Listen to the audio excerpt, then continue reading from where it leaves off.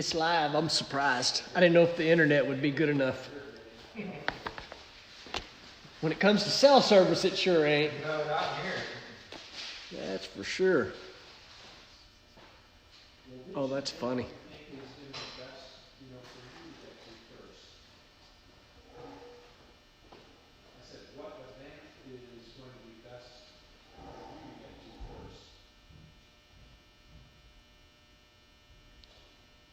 I see the numbers clicking up. I'll wait till there's like 25 people. That's my number.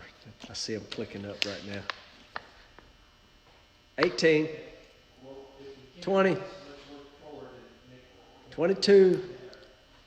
Come on, a few more. We'll start yakking. Obviously, there we go.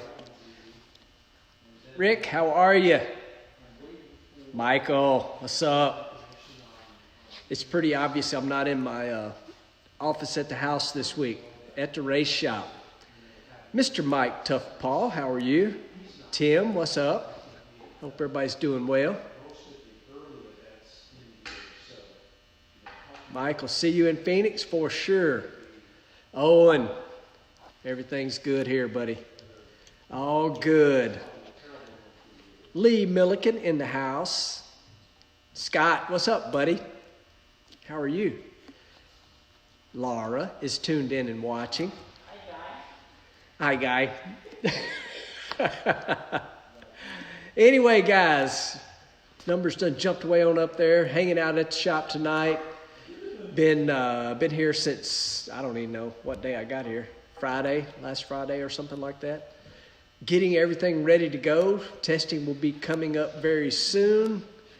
And things are starting to come together. A lot of work, a lot of trailers, a lot of stuff going on. Just, it's nonstop this time of year. This time of year is crazy. If you look behind me, you can see we got a lot of work to do to the race car. It's a little bit bare back there. It's got a little work yet to be done, but we'll be ready to go. It'll have a body hung on it before you know it, and we'll be out there getting with it.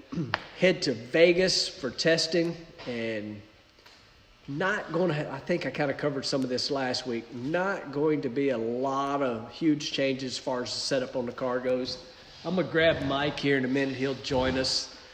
I was trying to get Chris to come join us. Come on, sit down for a minute, Chris, before Mike comes out here. Come on, buddy. Come on. Come on. You can take a break for a minute. Come on for just a minute. People can ask you questions instead of me all the time, because you actually know how the car works. So anyway, Chris is going to join us here right quick. Everybody, this is Chris Minipace, our car chief on the car, top dragster racer. He has been a busy guy. I was telling him, look like you got a lot of work to do back here to get this thing ready to go. A little bit left, yeah.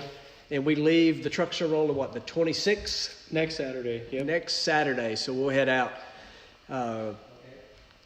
Just kind of briefly here, Chris, just tell everybody what you have been doing in the off season. Everybody's been asking me. Last week I talked about what I've been doing in the off season. What have you been doing? A little bit of everything. A lot of ordering parts, checking with vendors. A lot of our parts have to go get recertified. Most of them actually. So checking on those, making sure you get them back in a timely manner.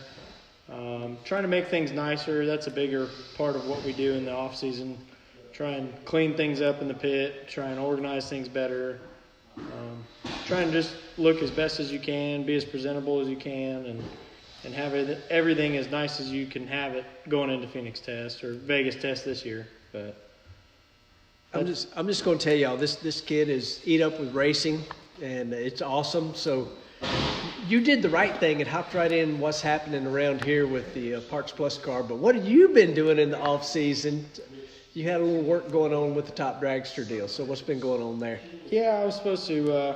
We were gonna plan on going testing with my car. Ran into a couple of issues and ended up having to front half my car. Got the help of Richie Crampton and Drew Edwards and a couple of the guys at Lucas's Fab Shop, and they helped me get my top dragster back up to speed. We did a front half, redid the motor with the help of Jake Sanders, and just really went through everything kind of like we do on the top fuel car, and kind of started from scratch and trying to make the Look the who's nicest, watching. my mom. Yeah. Tried to make the nicest race car we could have going into this year, so we can enjoy our time with the top fuel car and not be so worried about our family car. But yeah, it's always racing in our family. But it's been fun. I'm 23 years old and couldn't ask to have a better lifestyle. So, all right, Lee's just asking here, my sister Lee, what races, that's jumping, what races will you be doubling up at this year? Your car and the fuel car. He's not going to be doing that. I can just tell you that. Yeah, there is way not that his car won't be there. Way too much work to be doing on the top fuel car to try and do that. And I don't really know how much I'm going to get to drive my car this year, if any. Might make a test lap or two, but for the most part, have a couple other good friends of mine that are renting the car or participating in my car. So it might be there at a couple events, but if so, only one or two, and maybe later in the year. But for the most part, going to try and get grade points early in the year, go to a couple divisionals. So if everything goes the way you want it to with your top dragster, what events would be like, what national events do you think your car will be at the same race we're at? I'd like to go, it'd probably be later in the year when we have grade points, so probably Las Vegas at the end of the year. National event-wise, it would be probably Las Vegas and potentially one of the Pomonas. Probably not going to be able to make anything in the beginning of the year just due to the fact that we don't have any grade points this year. But if we can make it to 2 national events this year, that'd be a dream come true. So your car's got a little bit of history, and it's not your average typical, which is becoming pro-charged big block Chevrolet cars. One, what's the history of the car? And then two, what kind of setup do you got on the car? The car actually came from a good friend of mine and a mentor of mine, Jerry Darian. Gary Selzy was the last person to drive it. So he raced it in blown alcohol dragster in the 90s when I was getting born. That makes me feel old, by the way. That's the last time they ran it, and then it sat for a while, and I was fortunate enough to purchase it from Jerry Darian and gather some parts up with the help of Bob DeVore and a couple other good friends of mine, and we put it together. It's got a blown alcohol Hemi in it, all Brad Anderson motor and some old Medlin heads and some parts that we came up with as a group, and it's been a ton of fun. I've had the help of a lot of good guys between DeVore and Darian and Manzo and a lot of good guys that have helped me get that thing started. Starting it was the hardest part. Once we did that, it was like a weight off my shoulders. It had been 4 years, but hoping we can have some fun with it this year and go to a couple races. I hope y'all caught how he kind of Bob DeVore. Oh, I had some help from Manzo. Only the baddest dude ever in alcohol class. I did notice scrolling by there that some guy named Brick Cummins says, "Well, I fit in it." He might have some grade points. There you go. Yeah, it's cars were built a lot smaller back in the day. We could definitely try and squeeze you in, but it's definitely a little bit smaller than your average new top dragster. So I know probably most everybody on here listening, has heard of Frank Manzo. Obviously, I guess he's the winningest NHRA national event alcohol guy by far, alcohol funny car for sure. So you got him, pretty much a guy that knows exactly what he's doing. You got Bob. So how in the world do you just 100% like they say we're going to do this and that's what we do? Or yeah, if they tell me put the back tires on the front, we will try our best. That has been I've been very fortunate to have good people in my life. The past 5 or 6 years I've been trying to do this for a living, that have taken me under their wing and taught me a lot about everything racing involved, and definitely had a ton of help on my car from a lot of different vendors and a lot of different people. But it's been a ton of fun, and hopefully we can go and represent them well and go have a good time this year. So again, I know some of these stories, and the cool part about it, I know you didn't want to do this and answer questions or whatever, but the cool part of this is you can figure out what you want to answer and what you don't. But I think you got a pretty cool story of, I mean, you junior raced. Yep. You junior raced.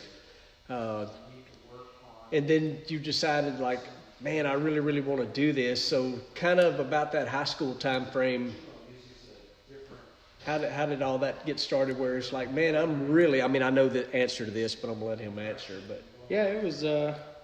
So going home telling mom and dad, hey, this is what I'm fixing to do. Can I do this? Yeah, they've always been my number one supporters. I mean, both my parents, they've been the best in this whole. I put them through a lot between buying and selling stuff and coming home with new ideas, trying to make money to go and do this, and they've been super supportive. But we've, for the most part, we've never really got into it over, hey, I'm going to go racing. I'm going to move to California and try and do this. They've always been my number one fans and my number one heroes, growing up. So they got me into this, and they've always supported me. But yeah, we started junior dragster racing, obviously, and then got lucky enough to meet some good individuals during that time that have helped me. There was a gentleman in Phoenix, Bill Cox. He helped kind of raise me in junior dragsters, and then got the opportunity to work for the Ruckman brothers with Bob DeVore, and met him, and kind of just kept growing. I just kept wanting to learn and learn, and I mean, I would do anything to be at the racetrack, and those guys, helped teach me, and then we ended up, I got the chance to meet up with Robert Height and a couple of the guys at Forces, and went over there for a couple of years, and then was lucky enough to come over here and work with Clay Milliken and Mike Clover, and we've been having a lot of fun last year. It was by far one of the most fun times I've had working on a race car last year. Still learning a lot, but it's been fun. They're definitely good people, and we're looking forward to next year. So you skipped over some of the story, and again, that's the beauty of when you answer, you can kind of skip some of it. So how did you get from, juniors and this, that, and other to the whole family's in Brownsburg now? How'd that happen? Well, I came out here, decided to go top fuel racing. I lived in Southern California with DeVore for a couple of years, him and his wife Tammy, and then. So you actually lived with Bob DeVore? Yeah. How'd that happen? I went there for the weekend. Went to go help him for the weekend, and ended up staying a couple of years. Y'all see how I got that? That's the story I wanted, was that one. Him and his wife were I was very fortunate to have them in my life, and to let me live at their house. And how old were you? I was still in high school, so I was. So you left mom and daddy's house and moved in with Bob DeVore while you were still in high school? Yeah, I did. This guy might want to race, y'all. That's what I was saying. I did online high school my junior and senior year to race full time.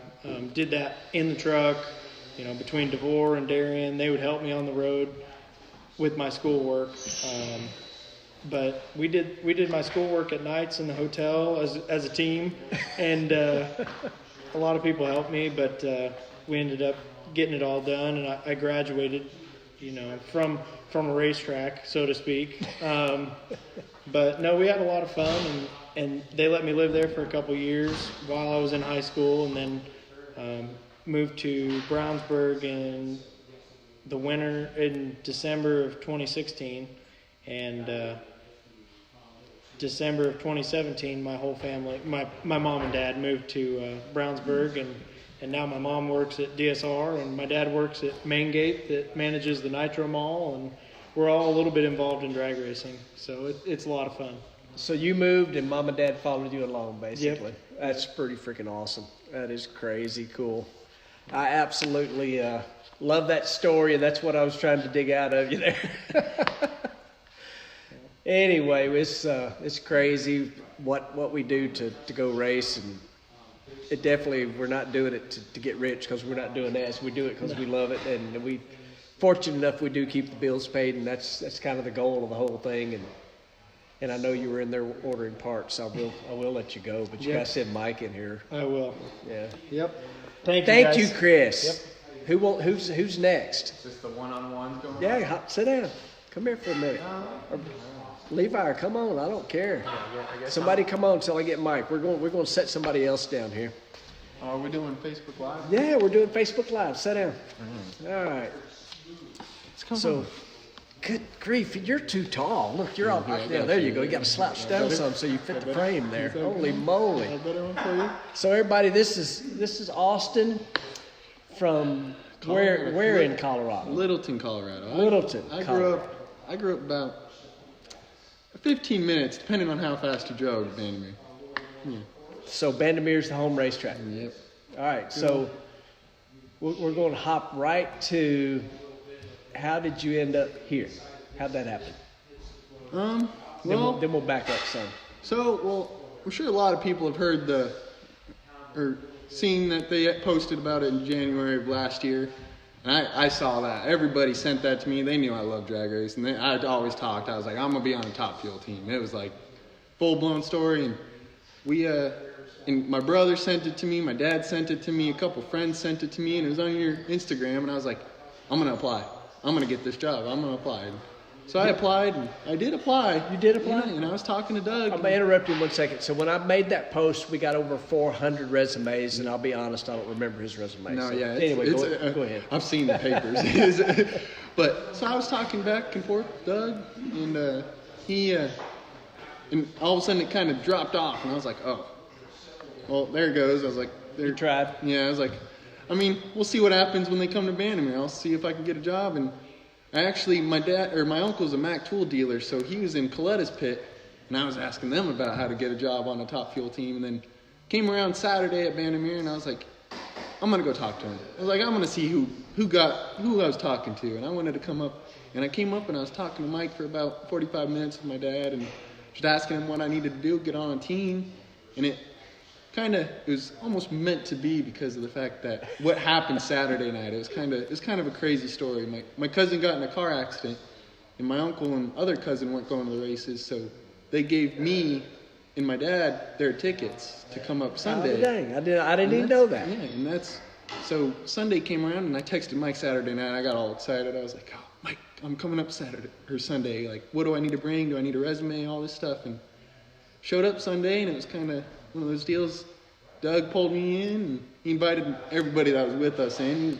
I loved it, but everybody else loved it too. And he just kind of gave me a little 45-minute interview, and that was about it. And bam, I had the job. I saw you guys, and then I came to Seattle. Told my boss, and they were all excited too. My boss threw me a going away party. No kidding. Yeah, so where were you working? I was doing construction. I was doing road work and all types of stuff. And so your boss was excited you got the job. Oh yeah, both of them.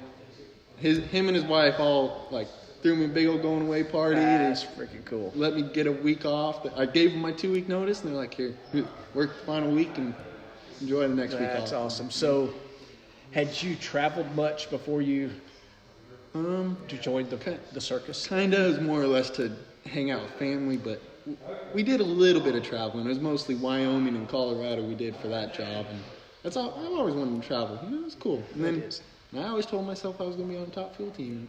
And here I am. And here you are. Top Fuel team. So, what was first weekend? And I'm not counting Denver when you kind of hung out. First weekend, what'd you think? I mean, was it like? Well, I'm not going to say anything because I don't want to sway what you're going to say. First weekend, mind-boggling. It was crazy just to see how it all actually works behind the curtain. You see it as a fan, and you're like, oh, look at these guys. They know, this is easy. This is going to be easy.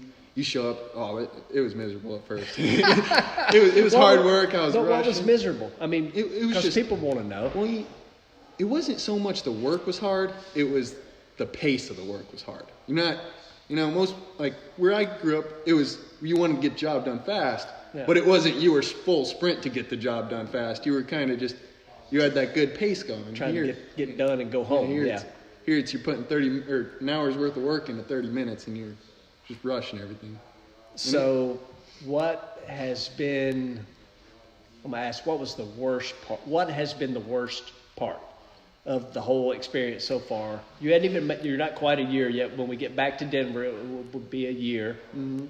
So this is your first off season. But what's been the worst part for you? And by the way, he's 19 years old, y'all. Yeah. So obviously first time away from home and all that sort of stuff. Still a little kid. In total, the worst part of being here is probably the fact that I'm so far away from home that I like the friends I knew that were in drag racing all raced at Bandimere. So Right. it was like 15 minutes from all my friends basically, and that's kind of where it was. And then it came around to the point where it was like I'm moving to a whole different state I've never been in. I've never been in Illinois before, and now here I am living in it. And then it was I'm around a whole new group of people, and that probably little homesick. Oh, But I can only imagine. I had everybody behind me, and they're all very supportive back home. So it's kind of like, hey, I mean, I can't let them down. So that's the worst part. What's the best part? Best part, probably like just seeing the car make it down the pass or down the track. It's like, hey, I work on that car, and it just made a full pass. That is like the most exciting feeling ever. Win or lose, you see that car make it down the track. Heck yeah. I tell people that I told you that before you started to work. Like there is nothing like that feeling of, for me, it's sitting in the car, but watching what you did do what it just, knowing that you had something to do with it. And as a fan, it's when you're in the stands, it's one feeling. It's the coolest feeling in the world. I always tell people that have never been, show up, just see it once, you'll love it.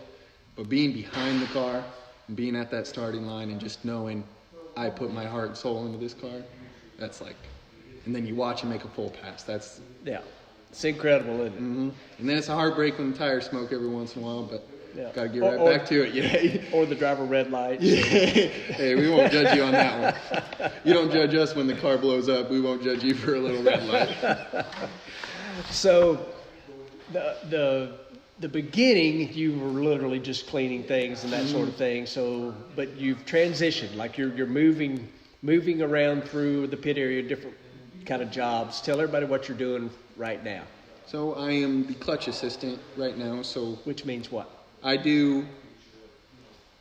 Me and the clutch guy kind of share everything that happens behind the motor. So I'm Clay here. He trusts me enough to pack the chutes. Because I hate doing laundry. Exactly. So I get to do that. I do the wing. I do wheels and tires. I do the clutch pack and all the dirty work because our clutch guy, he likes to be clean a little bit. And, I think he's watching. I hope he is. And so that's kind of my job. Me and the clutch guy, we share tear down. It's kind of half and half. He takes down the back half while I do my bolts and my pins and everything like that. Yeah. And then we both take the bell housing out together. He takes the bell housing. Oh yeah, there he is, the clean freak. Hey.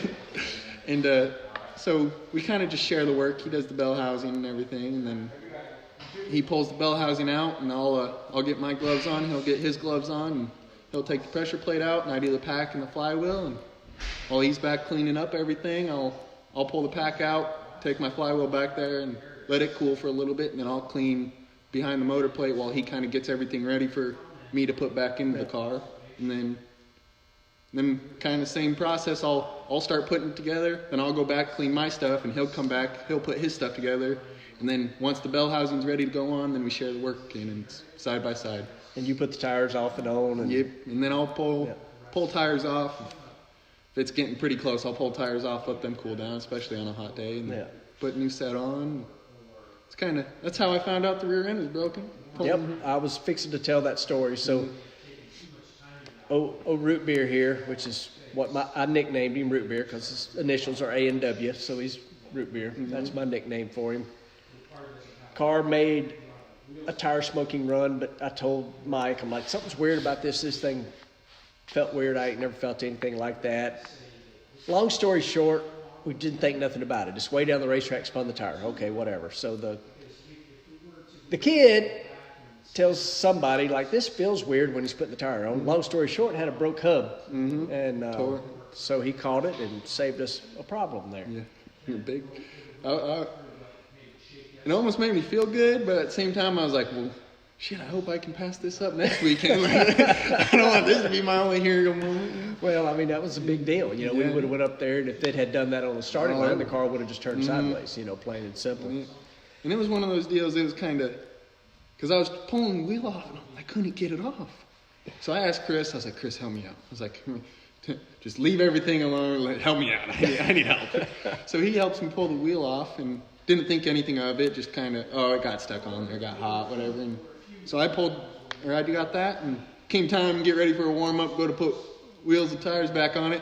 Wheel won't go on. Like, something's wrong. I'm looking over. I'm like, I don't look like nothing's wrong. And While having zero clue, I'm gonna tell y'all. I mean, zero. you're just being honest. You didn't know. I did not know. I had no idea what I was looking for. I was kind of looking, and I'm like, I took all the lug nuts off. Yeah, The wheel should come off I'm like, and go the on. wheel came off, but it should go back on. It would not go on. So I finally asked Chris, I'm like, Chris, can you help me out? And so Chris, me and him start looking at it together, and we find something. And Chris is like, oh, his hub's cracked. I'm like, that's a crack? I thought that was just like a scratch. I'm like, yeah. So it wasn't so much me. It was more or less Yeah, Chris. but you started the process. Yeah, and So you have a question there from Mr. Michael Upchurch, who is an RFC preacher. So I know him very well. You got to read the question so everybody knows what you read. He asked, do you run fresh slicks every pass? And can you get 4 runs on the same slick? I get asked that a lot by a lot of people. And it's not a different set of slicks. It can be. Sometimes we'll run the same set. Like we'll have A, B, C, D, E, F. And that's our sets. And we'll sometimes run that same set the same qualifying day. When it comes to race day, it's usually a different set because it's such a shorter time period. But usually it just depends on how cool they get by time of warm-up. By the time of warm-up, I'll pop them off real quick and I'll set another one on. If you're asking, can we get 4 tires? Yes, sometimes. Depends on how bad Clay wants to hurt them. Unless we're in Vegas. Sometimes Vegas can be a little rough on the tires because it's got really good traction. Oh, yeah. But 4 slicks or 4 passes in a row, that's pushing it. We leave it on the car, that's pushing it. I like to change them out at least Friday and Saturday. Yeah. Have a different set on there. Plus, track temperature and everything else also depends on when I run them. So I asked Mike, hey Mike, I'm thinking about running this, and we kind of go over our little process of what's going to be better for that day and everything else. And the information you give him, which obviously we're not going to get into all that stuff, but you give him tire sizes, and from there he makes a determination. And explain that, circumference and all that. So that's part of his job. So we get, on average, a big set of tires that I've found from Goodyear when we buy them is 114. So 114 inches all the way around. And that's usually, that's factory, that's how big they came. So what I'll do Thursday before everybody gets there and we're getting everything ready is I will put the set of tires on the wheels, get everything ready. If we get a new set, and I will fill them all up to a certain amount of PSI, depending on how high I want to stretch them, everything else. And they will stretch out. They're like a balloon. They'll stretch out, and they do not want to go back to their original size, usually, unless it's very cold out. And then I'll leave them overnight in that PSI, and then Friday morning, that's when I get to work. Once the car is pieced together, ready to make a lap, then that's when I start working on tires, and it's nonstop until we go run the track, and I basically deflate them down to a certain PSI, measure them, make sure that the PSI has stayed the same throughout the day, and I continue to measure them. And You're next. And they'll go from 114 to 118, and that's probably about the biggest set we've ran, or I've saw them. Yeah. But essentially you make a list. Oh, well, let me ask this. How many sets of tires do you keep? Friday when we get to or Thursday after we get there, Friday you got all your tires ready. How many sets do you get ready? We get about 6 sets. In that neighborhood.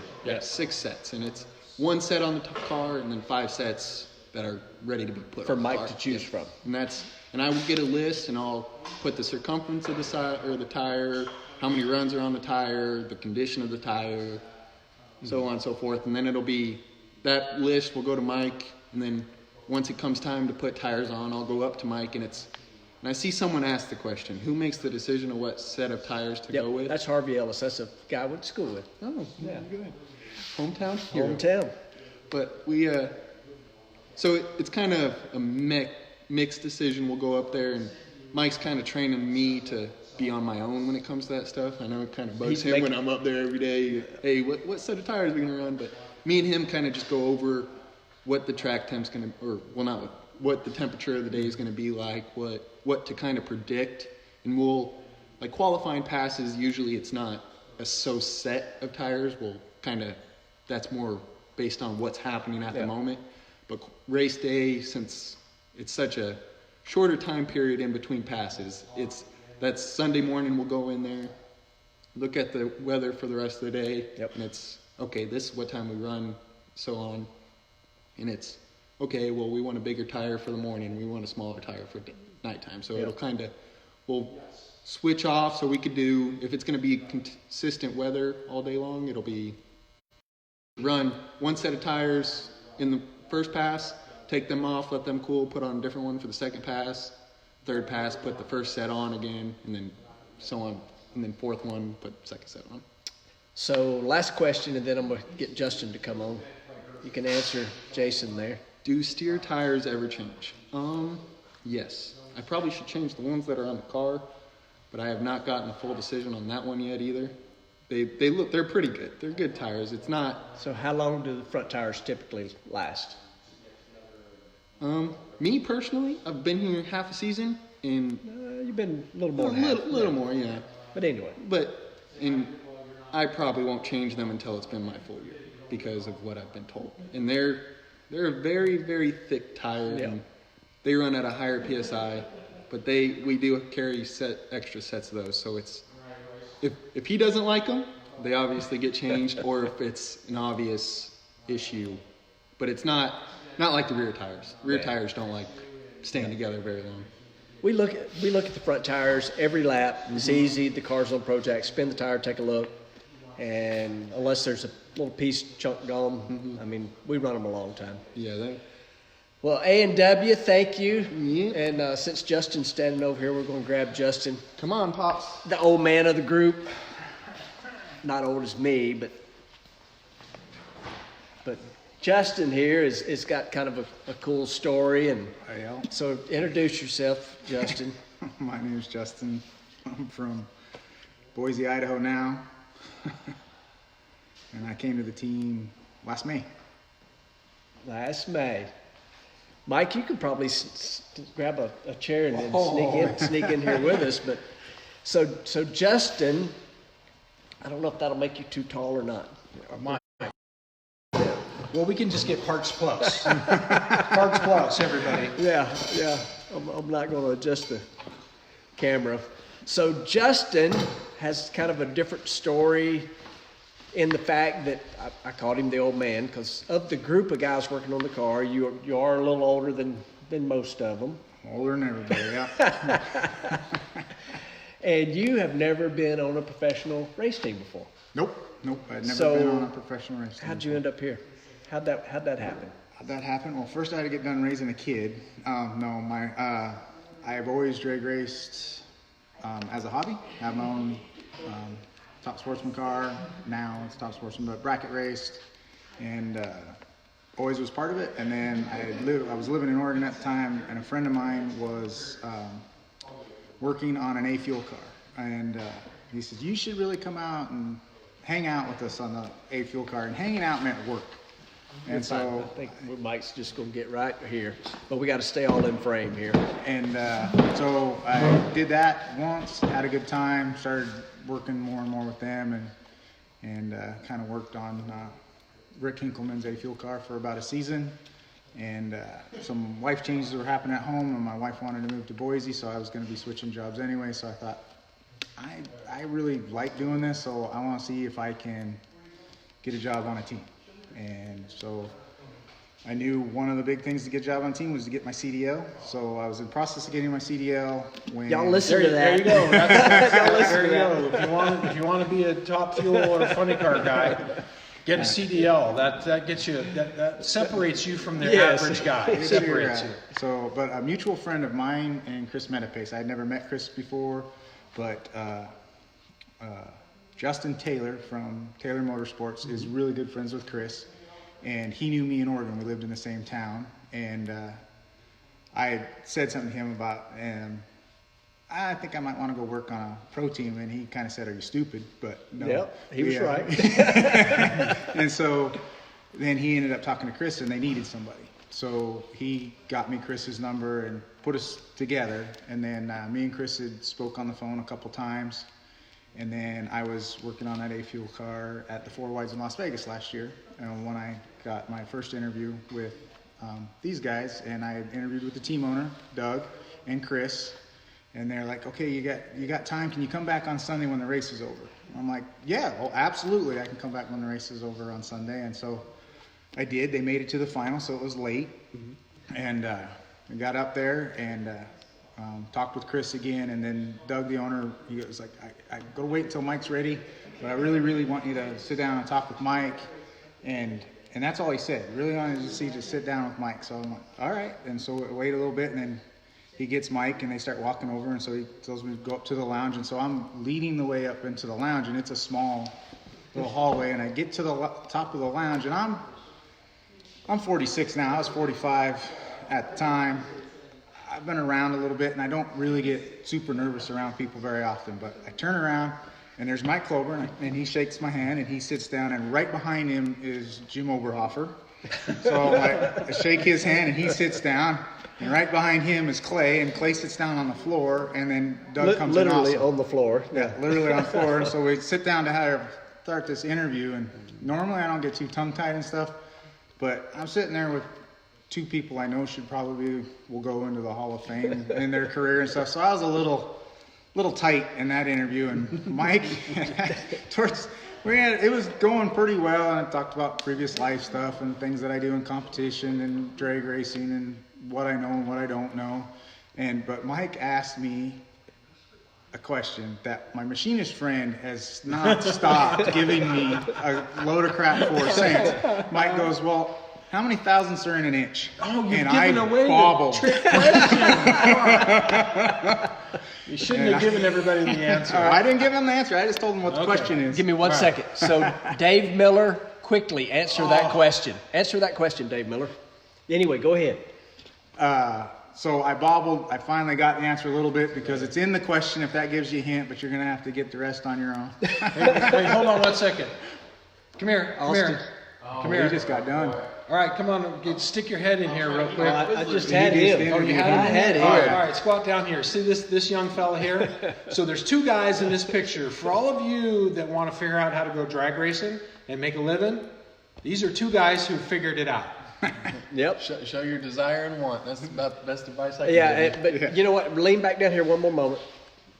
So he just said something that's really key that you're not old enough yet, but he got a CDL. Just remember. Yeah. A CDL. I've been told many times to get a CDL. If you got a CDL, it's kind of hard to not get a job. Yeah, you're just not old enough yet, which what that means is in 2 years. Going I got at least 2 years to enjoy not driving a truck. Is what I got. All right. See you in the morning, brother. Yep. All right. Anyway, so that you got went well, and the technical question, and then what happened?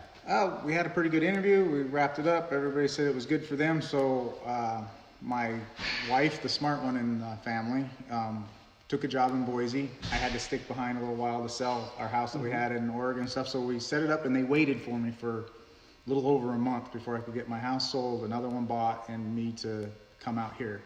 Because I do stay... I say that I live in Boise, but I'm only there. I have a very patient wife, a very supportive wife, because this is a dream of mine, to let me do this for a while. So we got all that figured out, and it's working pretty well. She comes out here, I go back when we can. Yeah.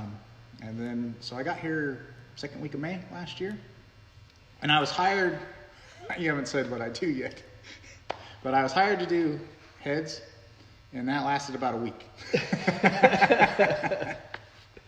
Things move and change. Necessity is the mother of invention. Yeah. Yep. So what do you do now?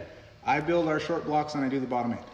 So the old guy on the team scoots underneath the car every day. Yeah, but you get to work laying down. That's true. So that's the way to think about that. Let me just say that doing the engines, doing short blocks, and our old guy You've heard Dave millions. Miller is going to know how Yep. important this job is. And you've heard millions of stories about how Nitro important Dave. it is to Nitro me. Dave. He's watching. You know, doing the engine is very, very important. It's a fundamental element of what we do, the consistency and your ability to accurately assemble an engine and provide all the technical data that goes along with what the actual compression of the engine is, and so on and so forth. It's critical to our success, and Justin does a great job at that. And that's not one of the areas of the race car that we worry about anymore.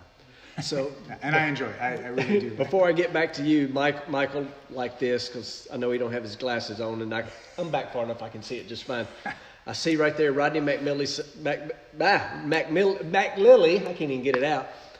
He says he remembers taking me and Buggy to get our CDLs, and that's a fact. That is a truck driving machine right there, Rodney McLilly is. And he took me and Buggy to get our CDLs, and you hear me talk about Buggy all the time. So I asked Austin this, I'm going to ask you this. So what has been the hardest part so far? So far, the hardest part, I'm a little older than Austin, so being away from home is not the hardest part. For me, it was the learning I curve. hope your wife don't watch this. I was only thinking that. No, she, for me on the car, let's rephrase that. So we'll go to, for me, the hardest part on the car was in my history of building motors for myself or other people, we had lots of time. And so you were not that we're not meticulous and very accurate, but you would look and ogle over every part and piece. And here, the hardest part has been the speed. This and the steep learning curve at the beginning, because everything's different. You can work on everything, but nitromethane does things to stuff that's completely different than anything else you'd ever worked on. And for me, just the sheer speed in between rounds, getting fast enough at the bottom end that they're not waiting on me, that was probably the hardest part. The first 6 races I was dragging ass. It whooped my butt. Now, we know that Nitro Dave, that's what we call him, Dave Miller. We don't call him Dave Miller. He's just Nitro Dave. Yeah. Dave, he's watching everybody. So's Keelan. Hey, Keelan. He said You rock. He said Buggy cheated on his test. Buggy cheated, yeah. Buggy did a lot of things. We could tell all kinds of stories about Buggy. Nitro Dave, with no disrespect intended, is, in my opinion, the single best short block guy that's ever drag raced. And he was extremely slow in the begining. And so you're going through. He was always slow, and he just put a comment up there. He just put a comment up there. He was always slow, but thorough. Yes. Absolutely. I'll I think Dave's. Other guys are going to have to go a little ways to catch up with how good Dave was. Yes. So, There's this. So any of you who built engines or lived in a camshaft world where camshafts are hugely important, you'll remember an old machine that you can't buy anymore called a cam doctor. Well, I'm lucky. I never needed a cam doctor because I had one. His name was Dave Miller. So I see Nitro Dave is asking you a question there, Justin. Yeah. Right. So Nitro Dave asked, having problem pulling main studs. When I first got here, I pulled 2, and then So explain. Pulling a main stud. Explain pulling a main stud. When we put the caps up, the main caps up, and it's a studded engine, and we torque those at a pretty high 170 foot-pounds. You have to lay on your back and reach over your head to do this. It is very difficult. It'll work your core. But so that was the torque spec when I got here at 170 pounds. And they had already pulled a couple before I got here. And then I pulled 1 or 2. And me and Mike did a bunch of testing. To explain that, like, he's not done anything wrong. We go and make a run, come back, and then you have found the main studs have been pulled out of the block. Or it's when I go to torque them up. Yep. When I would tear the motor down, put new bearings in it, we're putting everything back up. I torque those main studs, and the stud will literally just pull out of the aluminum, and you think you're going to get to your number, and then it just kind of fades away, and it's a very sinking feeling when you're 3/4 of the way through a service, and now you got to swap engines. Yeah, cylinder head's back on at that point. Yeah, cylinder heads are back on usually, especially when you're new and slow. So when Mike had an idea that we're torquing them too high and it didn't need to be that high, so we did some testing in Bristol, and we did a bunch of torque tests on how we do it. We changed the way that we torque the heads or torque the mains in Bristol, and since then I think I've pulled one the rest of the season. That's awesome. So it did a lot better, and we don't have brand new blocks, so for us to only pull one the rest of the season I thought was really good, and it didn't really cause us any other issues.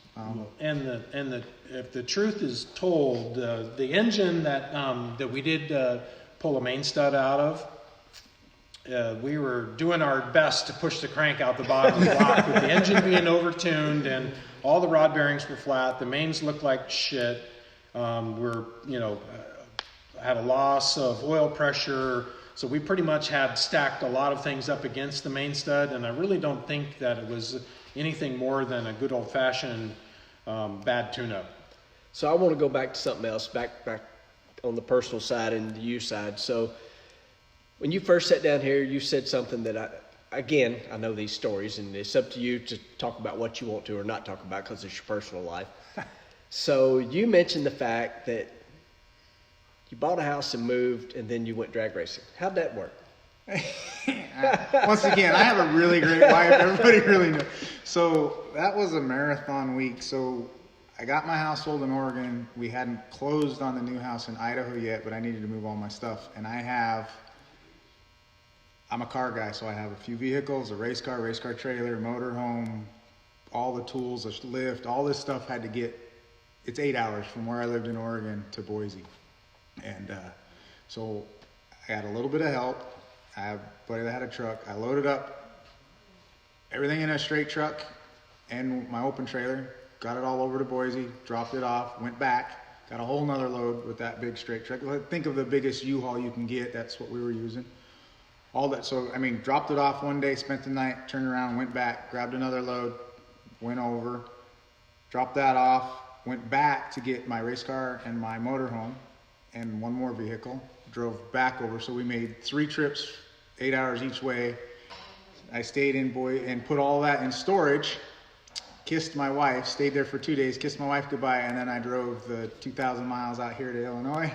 And then, and my son and my wife, once the house closed, they took care of the rest. So when was the first time you actually saw the house with like furniture in place and all that? Kind of. Ooh, that's one. I had to fly home. I had a little issue with my CDL where I had to go back and transfer it. Yep. So nothing illegal. No, just had to switch states. Was having a little trouble. So I come out here in May, and I think it was 90 days because my license, my temporary from Oregon was expiring. So it was right at 90 days before I'd actually been in my own house. Which is crazy. And which was 2 days, and then I came back, and then I didn't go to my house again until our break in between Las Vegas and Pomona. So again, I'm prying, and you don't have to answer anything you don't want to. But I think it's just you have such a cool perspective in what you're doing. What are your goals for working on a professional race team? Being that you're closer to me and Mike's age, and you're new at it on a pro team. I'm an old rookie. And you just told everybody you bought a brand new house, you moved, your wife's there, kind of taking care of everything. So kind of what are you doing here? Again, we know this stuff, but you can share what you want, or you don't have to share what you don't want. So being a little bit older and being able to come at this, so when I said my son helped move in, my son's 26, and so, and me and my wife have been together we've been together since I was a kid. So that's made it easier because we're pretty established in what we do. And drag racing to me it's something that I love to do, and to be able to do it at the professional level, the quickest cars on the planet, to be part of that is special to me. And when I say special and get doe-eyed or whatnot, that doesn't mean it doesn't come with an immense amount of work, an immense amount of sacrifice, being away from my family, staying, stuff like that. But my goals here is, I used to race competitively on a bicycle, and I want to win. I want a Wally. Oh, darn near we taste it. And last year we got really close, 0.006 of a second, a little hard to take. Yeah. But my goal here is to learn as much as I can and get as good as I can in the time that I have at the part of the car that I do, and learn more about everything. We're really good here about sharing knowledge and teaching more about the car than just your little job.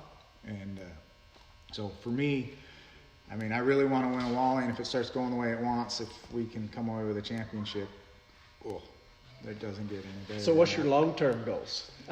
I'm being Howard Stern here and poking to get the story that I'm looking for. My long-term goal? In the professional or here or what? I mean, I know you want to win. That goes without saying. I know you're competitive. I got some issues when it comes to being competitive. But my wife will tell you. We've seen it. I can get upset, but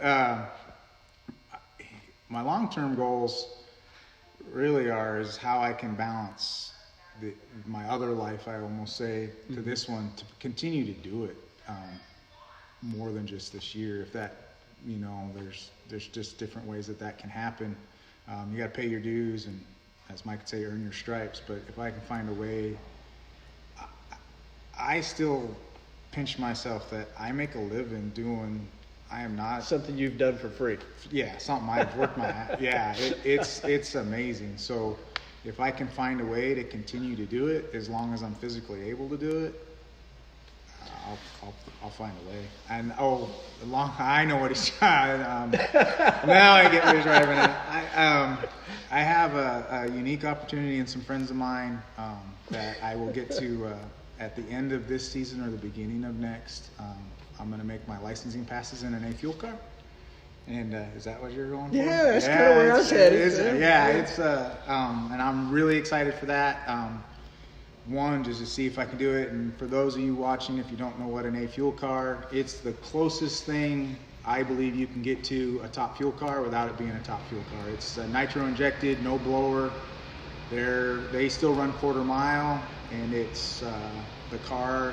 It's a really good car that I have the opportunity to license in. They ran a 518 last year at 279 mile an hour. So we got to go lots of rounds because I need that bonus money to pay for that.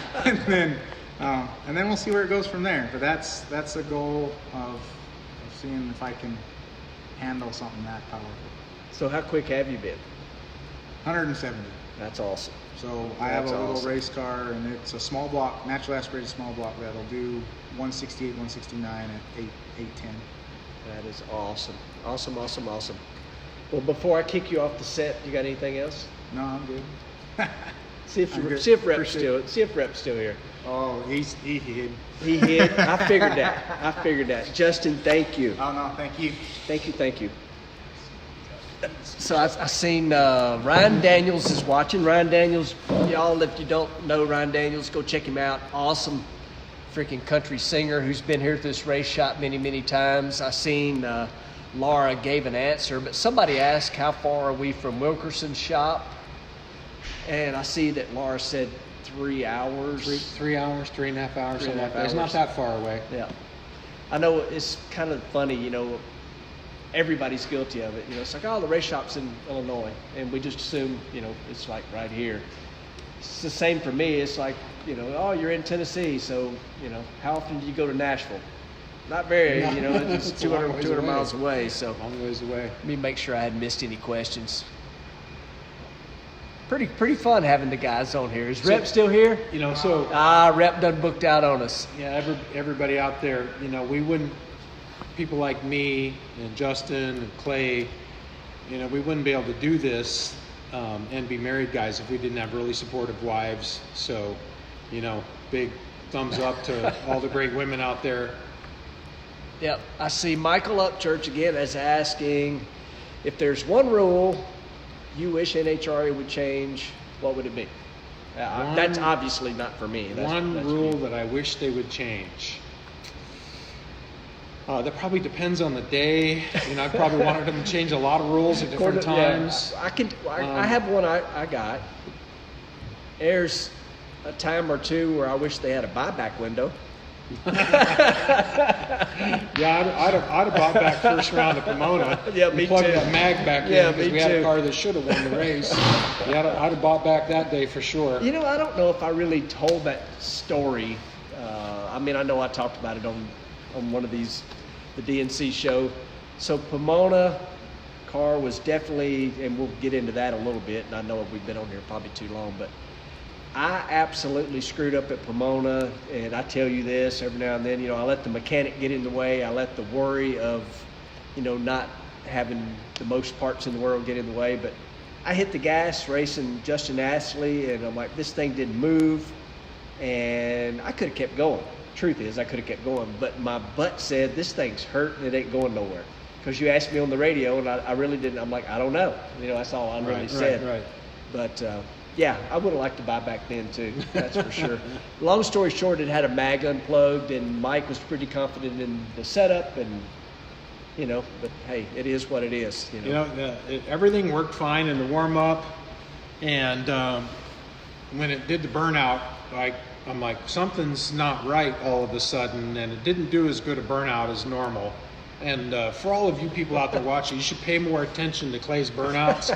He does the best burnout in a top fuel car of anybody, long term, short term. He's doing some of the.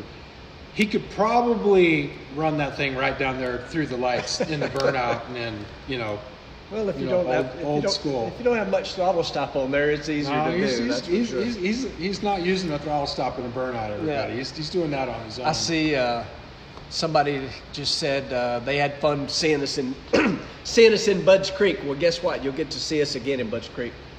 Got to do a fun burnout at Budds Creek. That was fun. Well, that's what match racing's all that's about. What that's all about. You know, have a fun time, put on a good show. You know, to put on a good show, it's probably a lot of fun to do the driving part. Oh yeah, absolutely. So I was laughing. One, Nitro Dave said he don't like long burnouts because they might hurt his motor.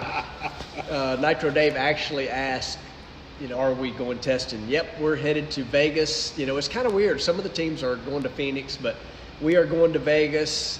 Oh, and there was another really funny one there. Billy's Molly, right, just said, why isn't Doug with us doing this Facebook Live? It's past Doug's bedtime, Molly. Doug is, I'm sure, out like a light. He's out. He guaranteed.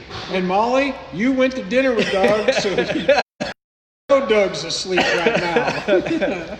Oh yes, Doug is definitely an early riser, but goes to bed plenty early. So, but we are doing Budds Creek again this year. That is confirmed. We are going to Martin, Michigan this year. What do you think about the match race thing? Well, when you get there, they're fun to do. You dread the extra week on the road and so on and so forth. But when you get there, and let me tell you, the Martin, Michigan racetrack was packed. It was. When we raced there in the IHRA days, their match race crowd was just as big as any Friday night or Saturday night crowd ever. Yeah. It was, in fact, didn't they tell us that was their biggest event, most attendance ever? Yep. So the Martin, Michigan racetrack, if you didn't go and you live near there, well, you ought to go because you missed out on a really great show. We raced with Dom Lagana there, yep, and Larry Dixon and Pat Dakin. Yep. So that we had 4 dragsters there, and we all took turns racing each other, so on and so forth. Put on a great show, and that is a really nice racetrack to go to. It's a great facility, and we're looking forward to going back to Martin. So match races serve a good purpose. Yep. We get to make a little bit of money, not a lot. We get to make a little bit of money, and we really are able to connect with fans at a match race in a way that we don't get to at a national event. So match races are definitely more positive than negative, but it is a little extra work for all the guys, to get all that stuff out and make do the extra miles and so on and so forth. Extra weekend. Yeah, it's an extra weekend away from home, and we ran a few weeks in a row then. Yeah. But yep, Clay and I have to remind our people every once in a while that even though we run all these races in a row, it's nothing like what we used to do in the Werner car days. And believe me, and you're more familiar with the memory than I am. All right, so we do 7 weeks in a row, I think is what that puts us at. 7 straight national events in a row. But it's still better than driving a forklift at Kroger. And before you say something, I just saw Molly posted this. Budds Creek weekend, we were talking match race. Budds Creek weekend is her 30th birthday, so hopefully Molly joins us when we're at Budds Creek. And Molly, we keep talking about y'all, is Billy Payne's new bride. And Billy is back on our team this year, and he's in town, so we all went to dinner tonight, had a good time. And Billy just went home and didn't come back to the shop. And me and Doug are sleeping, and me and Mike are staying at Doug's house, so that's why we're here. Y'all didn't get to see Billy on here tonight. So anyway, Kroger and driving forklifts, 7 weeks in a row traveling, I'll take it. Yes, sir. No question about it. This is, it's a privilege to be able to race for a living. We wouldn't be able to do it if there weren't so many fans out there. And, you know, it's a privilege. And so come to a match race, come to a national event, stop and say hi. You know, we really appreciate all the people all the time. Clay gets to be the face of that. I'm usually underneath, you know, a lot of data and things like that. But, you know, I enjoy visiting with the crowd, and we're at a match race. I get to spend more time with people and things like that. Yeah. And it's a lot more fun. And my dogs get to spend more time in the pit area. Everything is just a lot more relaxed and kind of more like the old days used to be. Yeah. I see KJ Mulligan, for the million, ? I will be at the Guaranteed Million with Britt Cummings, everybody, the whole Cummings family there, putting on the Guaranteed $1 Million race in Memphis in May next year. I can't pull the date exactly. It's on, what's the holiday in May? Labor Day, Memorial Day, whatever it is. Yeah. Whatever it is. It's, yeah, exactly. May of 2020, I will be at the Guaranteed Million. And I see Nitro Dave said 10 in a row twice. That's what Nitro Dave said. Yes, we did. Yes, he would know because he drove and he pulled our parts trailer back in those days. behind the old Werner Suburban. That's right. Dave worked his butt off for sure. So I'm scared to death to move this phone because when I tell you this shop's in a rural location, it is in a rural location. And I thought Drummond's was rural. You were laughing about that when you first come to Drummond's. I was kidding. We were talking. I wasn't kidding. I was being serious. I said, Clay, you know, I used to really think you lived out in the country, but Doug, he really lives out in the country. Yes. Because it takes, 40 minutes or so to get to a Walmart. That's how you know you're out in the country. And that's 40 minutes of exceeding the speed limit, to be honest with you, to get there. But what I was going to say, and it's kind of cool with me and you sitting here, I would love to grab the phone and walk over to the other building. We have 2 buildings here behind Doug's house. Oh, yeah. And it was an article that Thomas Pope wrote this week that was on Competition Plus about the 2 Werner cars. They're in the other building over there, but I'm scared to move the phone. But I did some digging on the one car, and the information's actually in my phone. But we do know, and Nitro Dave was a part of this, that 2002 Hadman car that's sitting over there, we did 12 IHRA national events. We won 11 of them with that car. And I think there was 10 number 1 qualifiers and 10 or 11 top speeds. And then the McKinney car, which is our very first championship car. I hadn't really done the homework on it yet. But I would love to go over there and show you those cars. But if I move the phone, I promise we would lose it. But I will take some pictures tomorrow and I'll post them. And it's funny. So we're going to move. The cars ain't quite ready to go to Don Garlitz's as yet. They need a little fluffing and cleaning up and just some stuff that me and Mike both want to do to them before they go to Garlitz's. Because once they go there, we'll not touch them probably ever again. Yeah, they'll be taken care of. Right. But we want to kind of have like the last few little things that we remembered how the cars were that we want to do to them once this race car is ready to go. We don't really have a lot of time to be studying them, but anyway, one of them needs to be moved into Doug's building in town because we need the space over there. And I'm like, hey, which one would you rather like send to that storage place?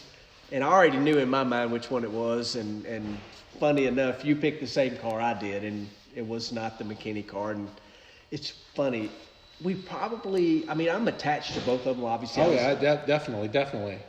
But I don't know why, but you would think we would be attached more to that first championship car than the second. But we did so many things, and I see now, this is freaking awesome, y'all. So Buggy Johnson just turned on here, and Richard Pulley. Two of the guys. Oh, they were on that team. Nitro Dave's on here, Keelan's on here. Half of the team that won 11 out of 12 races in one season is on here watching, which is really cool. And another little bit of information about that 2002 car is the infamous Dougzilla getting a cool Doug Herbert getting a cool nickname, Dougzilla. That is the burn down car.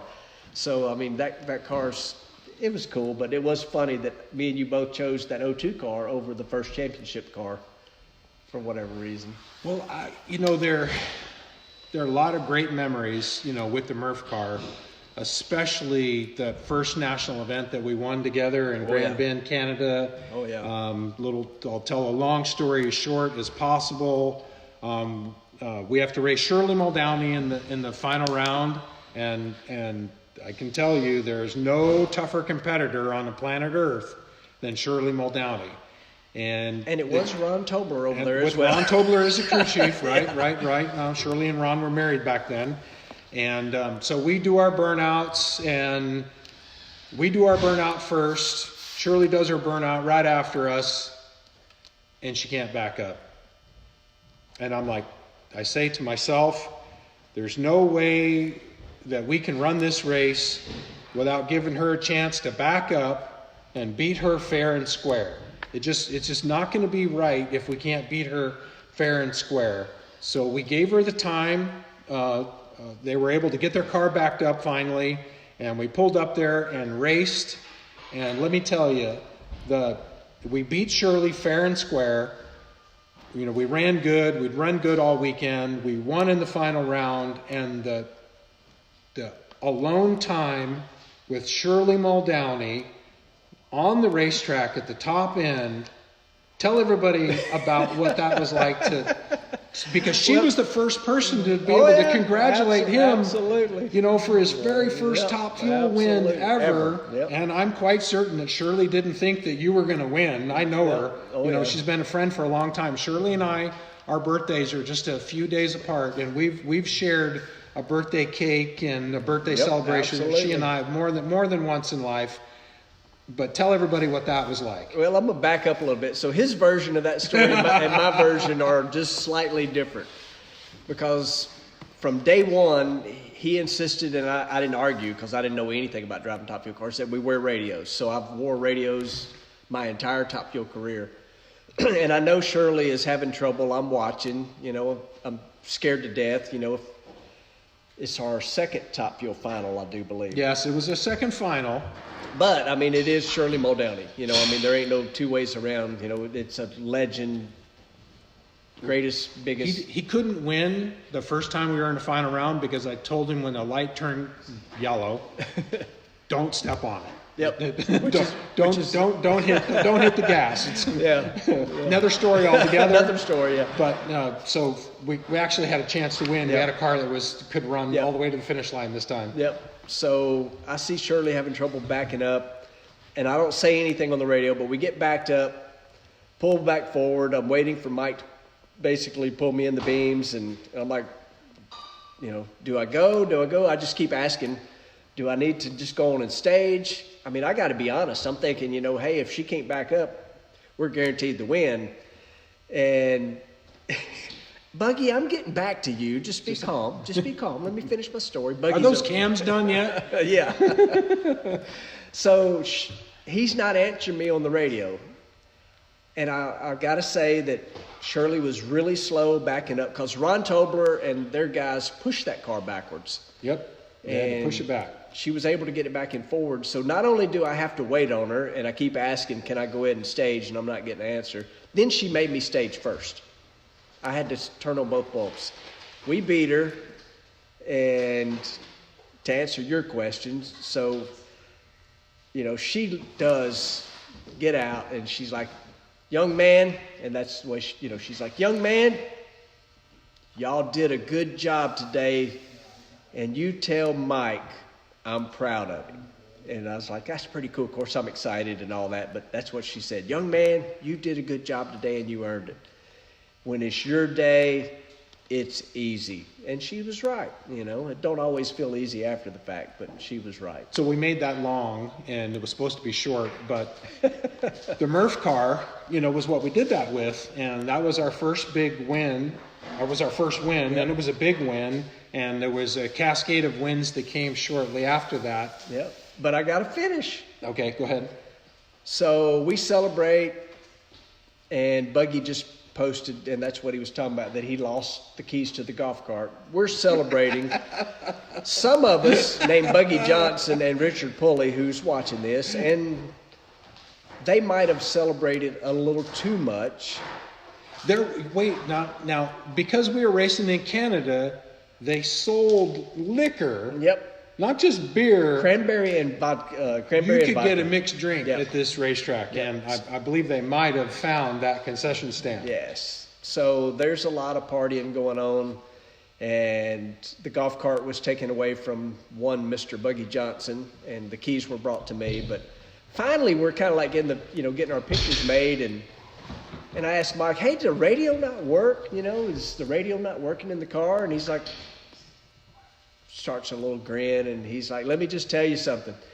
If you were going to stage and run with against Shirley Muldowney and not wait on her and take the win that way, I didn't want nothing to do with it, because he knew what Shirley would be like after the fact. And I ended up catching some of that too, at some point later on as we continued to race. But man, Ron Tobler and her were the real deal. Yeah, absolutely. They were the real deal. So to fall back to the difference between those first two champions cars, the Hadman car that we both picked, as our first choice car. Yep. That was our first we built it car, built for Clay. We got to do some different things, with the chassis. I got to have Brad build another race car for me, and we got to make a really short driver box for it, which another little thing that all the guys do and have now that they didn't have before we did that. So that car was filled with all kinds of little small incremental firsts. Yep. And Buggy just said in it like hanging the front wheels at half track. Oh, that thing marched right down the racetrack, and we ran really good with that race car. That Hadman car really, it was. I love Murph McKinney. He's really helped me a lot over the years, but that Hadman car was the best working top fuel car that money could buy. I don't live very far away from where Brad builds his race cars, or used to. He's kind of retired from race car building these days. I hate that too. Yeah, I hate that too. I'm glad for Brad. He's having a blast. He's enjoying life. The kids are running the truck body shop nowadays, and so Brad and Kim have kind of rode off into the sunset, so to speak, and you and I are still racing. 9 o'clock. And 9:15. Holy crap! Okay. Oh, we're keeping everybody up late. Oh yeah. Keeping everybody up late. Sorry about that, but that's the short story about the Hadman car. Why I chose it was because it was ours. We built it for us. We built it for Clay. So we probably should. Where did the Murph car come from? I mean, you actually had a little bit of connection to that. The Murph car, actually, it used to be my spare car. It was the brand new car that I couldn't convince Tommy Johnson Jr. and Sr. to get out of the upstairs and race. They later ran it as the John Deere car. Mm-hmm. But when they decided that they were going to sell their top fuel... it was the Fram car. It was the Fram car. We had the John Deere car. Was your old car. Was my old car. So... Sorry. I hate to interrupt. If Tommy Johnson was on here, he could chime in and tell us exactly which one was which. So Mike and I and Peter Lehman, as a group, it was Peter's money, but absolutely. as a group, we went and purchased all of Tommy Johnson's Mopar stuff, and Mike had run that car. but the Murph car. So that car over there was your spare car. It was my spare car. That's it was cool. the new car that never got used. So Buggy, you're on here. When we got that Murph car, didn't it have an orange body on it? Wasn't it the Fram car or something? Oh, that's right. And we had the John Deere car that The we John turned Deere into a was show turned car. into our show car. Yep. Man, that's probably way. Oh, who can? Yeah, and some people probably don't care very much about all that. I see Dave is saying all the Hadman cars were great, and you are Absolutely, right. absolutely. And so just so that everybody's really, really clear, if you're a fan of Top Fuel Racing, all the cars that are currently in use, whether it's a Morgan Lucas built race car or whether it's a Don Schumacher race car or anybody else that's out there trying to build their own cars, they're copying what Brad did. Yep. They're copying a Hadman car. That's what we're all using today. By and large, we're using, the modern Top Fuel car that was built by Brad Hadman, which has a legacy that goes all the way back to Al Swindle, Jerry Ruth, and so on. So all the other guys that tried to build cars, they all have to, this is the best running tubing layout. This is what makes a Top Fuel car work the best. And we all have a debt of gratitude that we should pay to Brad Hadman for all the work and evolution that he put into the modern Top Fuel car. Yeah, absolutely. I mean, it's, when you came back, joined me again, you had not really been around a DSR car, and you quickly pointed out that's just like Brad's. It's very few things that are not. Very few things, yes. There is some differences. There really are. And the Schumacher car is a dang good car. And the difference in a Schumacher car versus a Brad car is you can order a part from, because I'm going to make fun of Brad here. You can order a part from the Schumacher chassis shop and it'll fit on the car. Brad built an awesome car, but he couldn't make two sets of body panels fit the same if he had to, because he did it. He was an artist. He Absolutely. did it what looked good, what felt good. Each of them, if you wanted two cars to have interchangeable parts, he needed to build them both at the same time. Yep. Then Keelan and Buggy both said it was the Fram car. It was Keelan. Yep. So that was the Fram, Tommy Johnson Fram car. So, but we all, like I say, it's kind of cool having these guys on here that were part of all that. And appreciate everybody tuning in. Holy cow, I went late, and it was fun having the guys on here, though. That was kind of neat. Right. And we missed quite a few of them. But anyway, thanks, guys. Trying to think to make sure I'm not gone somewhere next Tuesday night. But Tuesday night, 8 o'clock, plan on doing it again. See you guys next week.